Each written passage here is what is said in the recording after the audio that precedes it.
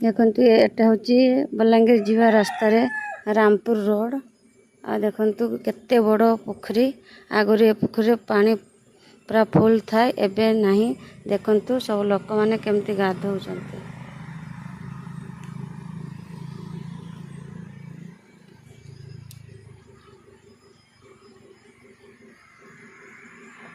देखंतु केमती सब लोक माने गाधौचंती आ एठी गाँर दृश्य देखंतु।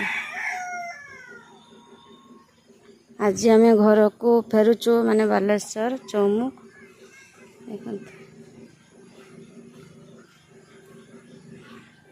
एटी सबू समस्ते खुरिकिना मांजंती आउ गाधांती देखंतु सब गाधुचंती आउ चारि पाखरे आउ पहाच मध्य रहिछि देखिबाथे बहुत सुंदर जगाटी बहुत सुंदर जगह मनोरम। अरे दीटा पिला आसी बसले तांको भाषा किछि किछि कहि पारछि आम कथा सुनी से माने भल लागुचंती बोली कहउचंती देखंतु बहुत सुंदर जगह।